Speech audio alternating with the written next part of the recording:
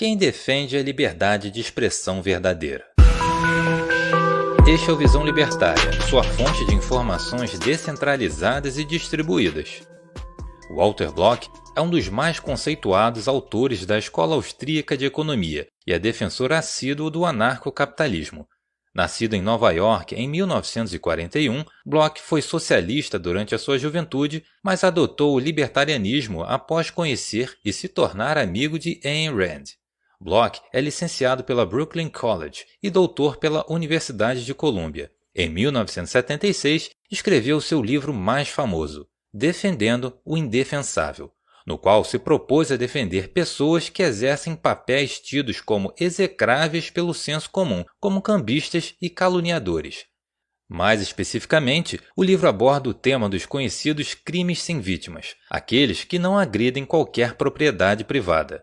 A leitura dessa obra pode ser um pouco indigesta, por conta da linguagem e por vezes da agressividade empregada por Walter Block para defender suas ideias. No entanto, o seu juízo ético, mesmo após mais de 40 anos, continua sendo irrefutável. É importante dizer que na época em que Defendendo o Indefensável foi publicado, o autor ainda não tinha constituído uma família e não tinha uma fé religiosa. Anos mais tarde, o próprio autor fez questão de enfatizar que o conteúdo do livro não leva em consideração fatores morais e o bom senso. Além disso, Block disse que estava tão maravilhado com as ideias anarcocapitalistas que acabara de conhecer que findou se precipitando no teor do livro. Para ele, algumas expressões e viés utilizados na época não estão de acordo com o que ele pensa hoje em dia, embora continue a defender os argumentos práticos e éticos do livro. Na introdução à edição brasileira, o autor diz: "Passei a acreditar que cada um de nós possui alma, natureza interior, espírito, pessoalidade, pureza, respeito próprio, decência ou como você preferir chamar isso. Sou da opinião de que há alguns atos, esses mesmos que, por sinal, estão em discussão, que depreciam essa entidade interior. São uma forma de destruição mental e espiritual." Em outro adendo, presente na introdução à edição americana, Walter Block diz: "Sou um conservador cultural. Isso significa que abomino o homossexualismo, a bestialidade e o sadomasoquismo, bem como a cafetinagem, a prostituição, o consumo de entorpecentes e outros comportamentos degenerados." Portanto, fica claro que a proposta do livro não é fazer um julgamento moral do que é certo ou errado. Até porque, segundo o autor, o mercado não julga o que é certo e o que é errado, mas privilegia a produção eficiente de riqueza, não o caráter dos seus participantes. Na ética libertária, a liberdade de expressão é irrestrita, diferentemente do que ocorre em muitos países autoritários como a China, Rússia e Cuba. No Brasil, não é muito diferente. Um exemplo recente foi a censura do filme Como se tornar o pior aluno da escola, de Danilo Gentili, pelo Ministério da Justiça. Infelizmente, muitos partidários da direita conservadora brasileira comemoraram a decisão do governo, após a alegação de que o filme fazia apologia à pedofilia.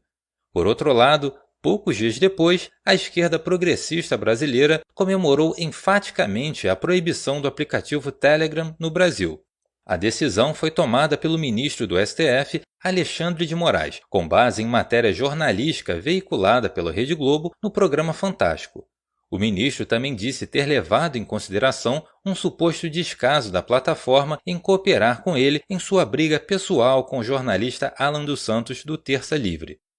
Não há dúvida de que o real objetivo da medida de Alexandre de Moraes foi frear o fluxo de informações da direita conservadora no Brasil em pleno ano eleitoral. No Telegram, o canal do presidente Bolsonaro atualmente possui cerca de 22 vezes mais seguidores do que o de seu rival e ex-presidiário Lula, que supostamente lidera as pesquisas de intenção de voto. Levando em consideração esse padrão brasileiro ridículo de liberdade de expressão, defendendo o indefensável pode soar radical para a maioria das pessoas, mas isso não significa que esteja errado. Uma das argumentações mais polêmicas do livro é a de atos não coercitivos praticados contra mulheres. Em outras palavras, o assédio. É importante esclarecer que a definição utilizada para assédio pelo autor não leva em consideração o toque físico, mas apenas a comunicação verbal, como cantadas, grosseiras ou não. Tendo em mente que o assédio é um ato repreensível, mas que não ultrapassa os limites da liberdade de expressão, o ato em si não pode ser considerado um crime. Ainda, o autor argumenta que, em propriedades públicas ou coletivizadas, o constrangimento do assédio tende a ser mais frequente, pois não há um sistema eficiente que desincentive, através de advertências ou punições, os assediadores. Por outro lado, em regimes privados de propriedade, esse comportamento indesejável logicamente diminuiria, posto que os assediadores poderiam sofrer sanções privadas. Certo, mas e como poderíamos lidar com o assédio no ambiente de trabalho? Para analisar esse tipo de conduta, precisamos entender um conceito chamado diferencial compensatório, mais popularmente conhecido como insalubridade. Para isso, vamos imaginar o seguinte cenário. Atualmente você possui duas propostas de emprego. Na primeira, você trabalharia em uma fábrica antiga, sem ar-condicionado, sem banheiros e com carga horária convencional de 40 horas semanais. Na segunda, você trabalharia num escritório na Avenida Atlântica, no Rio de Janeiro, com uma vista belíssima para a praia de Copacabana, com direito a refil de água de coco e uma jornada de apenas 20 horas semanais. Digamos que, em ambas as propostas, você receba o mesmo salário. Qual você escolheria? Não é preciso pensar muito para escolher a segunda oferta. Desse modo, os empresários que oferecem condições adversas de trabalho precisam também oferecer um benefício monetário para os seus funcionários, o diferencial compensatório. O objetivo é simples: aumentar as chances de atrair pessoas que queiram trabalhar em seus empreendimentos. Muito provavelmente, sem esse benefício monetário, ninguém trabalharia sob essas condições. Analisando friamente, as condições do assédio são as mesmas. Economicamente falando, uma funcionária que é assediada verbalmente pelo chefe receberia um diferencial compensatório formal ou informal para aturar esse constrangimento. Em seguida, Walter Block aborda um tema sensível, sobretudo para as feministas. Afinal, é verdade que homens recebem mais do que mulheres para exercerem a mesma função? Bom, essa resposta é óbvia e apenas as histéricas feministas insistem em dizer que sim. Se as mulheres recebem menos para exercerem uma função X, por que os empresários porcos capitalistas, que só se importam com o lucro, não contratam apenas mulheres?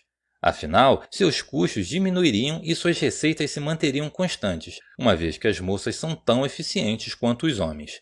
O empregador que adotasse essa política teria uma vantagem competitiva em relação aos seus concorrentes, e no final, todos teriam que contratar apenas mulheres para se manterem no mercado. Para definir dois indivíduos como semelhantes, os especialistas do mainstream levam em consideração apenas fatores como escolaridade, resultados em testes de aptidão, origem, entre outros. No entanto, eles não consideram que é perfeitamente possível que indivíduos similares, de acordo com os padrões deles, possam ter capacidades completamente diferentes para produzir. Além disso, é importante dizer também que mulheres podem engravidar. E isso não é justo ou injusto, é simplesmente um fato. Obviamente, se uma mulher decide ficar em casa após o parto, interrompendo a sua carreira, ela passa a valer menos para o empregador. Por isso, algumas mulheres recebem menos para exercer a mesma função. Auxílios como licença maternidade são descontados de acordo com a possibilidade da empregada engravidar. Voltando ao tema liberdade de expressão, Walter Block enumera mais uma série dos chamados crimes sem vítima: a chantagem, a calúnia e a difamação. Resumidamente, a chantagem é uma oferta de comércio. Normalmente, negocia-se o silêncio por dinheiro. Evidentemente, a chantagem não ultrapassa as regras de respeito à propriedade privada incluídas na ética libertária. Uma curiosidade levantada por Block é que a fofoca não é tão mal vista quanto a chantagem pela sociedade. No entanto, em termos práticos, ela é muito pior. O fofoqueiro sequer dá uma chance à pessoa atingida pela fofoca de comprar o seu silêncio. Ele simplesmente espalha informação a troco de nada. Mas a fofoca possui um status social muito mais elevado, chegando até a ocupar espaços privilegiados em jornais, revistas e programas de TV. Vale ressaltar que se a ameaça do chantagista for de forma violenta, a prática é condenável e passível de punição legal, porque passa a violar a propriedade privada alheia. Caso contrário, a chantagem não deve ser vista mais do que uma oferta comercial. De todas as limitações da liberdade de expressão, a mais injustificável é a difamação. Se proibissem tudo aquilo que ofende alguém, deveriam proibir também críticas, sátiras e qualquer outra coisa que pudesse vir a depreciar a reputação de alguém. Na ética libertária, a imagem que os outros têm de você não são sua propriedade e, portanto, você não pode arbitrar sobre isso. Da mesma forma, a calúnia é a veiculação de informação falsa de que alguém cometeu um crime real. Logicamente, proibir a calúnia implicaria também em proibir a mentira, ou seja, em pouco tempo estaríamos vivendo em uma espécie de futuro distópico ao estilo George Orwell, onde existe o Ministério da Verdade que proíbe a veiculação de informações julgadas falsas. Obviamente, esse futuro é muito irreal, até porque políticos jamais se atreveriam a assumir o papel de julgar se uma notícia é falsa ou não, pois isso é uma censura clara e todos os políticos defendem assiduamente a liberdade de expressão. Contém ironia. Com algumas exceções, dificilmente você verá jornalistas defenderem a liberdade de expressão, uma vez que muitos deles chegaram a comemorar a proibição do Telegram. O jogo de interesses do establishment está longe de representar a sociedade civil e a elite socialista tem extrapolado qualquer limite do bom senso. Visitar obras como Defendendo o Indefensável é fundamental para entendermos o real significado da liberdade de expressão e o estágio de autoritarismo ao qual estamos chegando. Por isso, continue a defender, mesmo que pareça indefensável, os princípios libertários, pois a repressão contra a sua liberdade de expressão tende a aumentar cada vez mais ao longo desse ano. Obrigado por sua audiência. Esse artigo foi sugerido e escrito por Pepe D'Ambrosio, revisado por Baby Yoda e narrado por Edilé. Se você gostou desse vídeo, clique no ícone de curtir abaixo e compartilhe o vídeo em sua rede social. Se você deseja ser notificado de outros vídeos, se inscreva e depois clique no ícone de campainha. Até a próxima!